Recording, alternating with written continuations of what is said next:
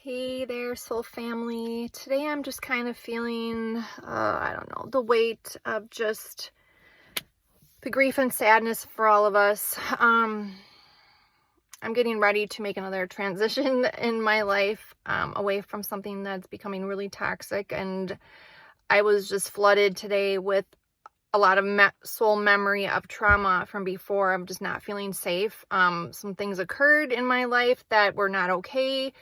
And continuing to not be okay. People are just so messy and unaware, unconscious of themselves. It's immature and petty, and I just am so sick of it. And it just made me feel so unsafe because a lot of my stability is wrapped up in this person.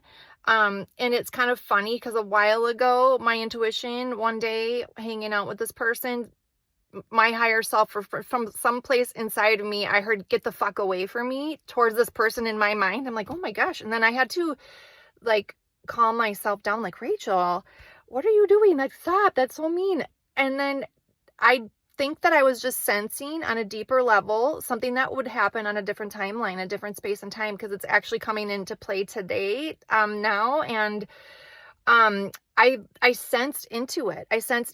And I just feel so unsafe right now. And it just went right to my legs, and obviously your legs and your hips and your feet are all your stability, the things that root you to the ground. And I just felt the flood of the accumulation of the emotions I was feeling here into my legs. And I knew it was affecting my root chakra, and which is your sense of stability, your safety, your foundation, your family, your home, your work, everything. And I'm in a really tricky time in my life right now where those things feel very unstable, but I definitely know with clarity today how I need to pivot and move away from a certain individual.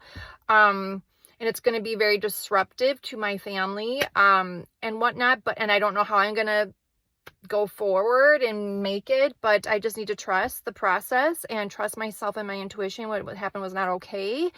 And the person doesn't seem to recognize it. And that's actually been one of the main contentious situations I've faced with this individual, of just not being self-aware of the way they say things, how their tone, what they say, and then not them just being oblivious, constantly about what that happened. Why did you say that? It came off like this. That was really petty and immature. And they're just oblivious, just not conscious. And I just realized how special it is. For those of you listening to this message, I think you are highly intuitive. You are very connected to yourself. You've been through a lot of shit, and it's really helped you hone in and become more whole within the self and with spirit. And kudos to you, because that is a lot of hard work. And yeah, we may not have lots of other things figured out. We at least got that shit figured out. And kudos to us, because that is really hard to do. A lot of people can't do it. I know plenty of people that are millionaires, but just knuckleheads emotionally and intellectually and maturity wise, it's just not on the same space or time, and I'm just grateful, I guess, for my spiritual path and my awokeness and my awakening. And even though things still feel really messy and a little traumatic right now, I just am so proud of all of us for the hard work that we're doing to want to know, to dig deeper, to ask the deeper, harder questions. Because some people, it's not their path to do that, and they won't ever in this life. And it's not your job to try to get them to come up to your level. It's, our job to just be in tune and live that way and be inspiring to others, not to try to drag people up with us. Because you know what, our spirituality, what we are and are connected to spirit, provides people spiritual protection. And if people are going to sleep on us and not recognize the beauty and the sacredness of somebody who is very divine and connected to spirit in their life, and the spiritual protection that is, and to recognize and honor that and treat that as a sacred right, no, not even a right, privilege. It's not a right, it's a privilege to have somebody and if they're sleeping on that and they just aren't even aware of the gift that you are in their life, F them, because they're going to feel the effects of it when you're gone. And you don't, just give that energy back to yourself. And we need to, I feel like we're entering a season of our life where we're integrating the spiritual with the physical and recognizing the importance of bringing both the body and the soul together in harmony. And that's where I'm hoping to head. And I think that I'm realizing how this person was just although they might have been physically abundant, financially, whatever, they're just spiritually broke, and I'm not responsible for trying to awaken someone.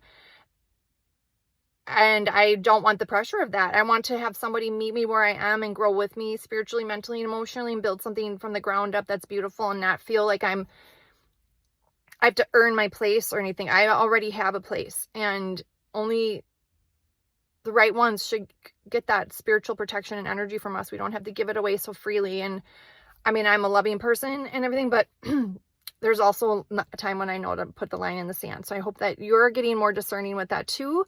And not everybody can come with you on the next level. And I think you might have set some intentions to grow and expand, and not everybody can come, and that's okay.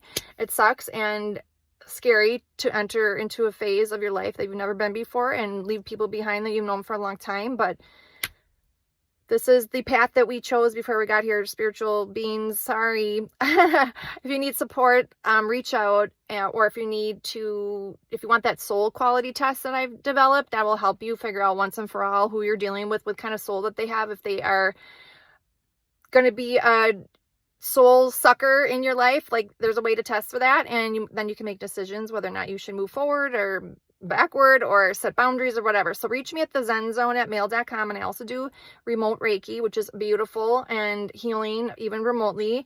It's amazing what energy can do from far away. So if you're connecting with me, I love you, and keep shining and winning battles in the spiritual realm, because I feel like we are just fighting really hard in the spiritual realm, and it's hard to exist sometimes on this planet, being spiritual beings. But we're doing it, we're kicking ass, and we're going to enter a season, I feel like, of more integration and wholeness, and physical things showing up for us that are a match to us energetically. So hope that we are all on the same page with that. Call that in, maybe put it in the comments, and claim this message, and write new timelines. Okay, talk to you later. Bye.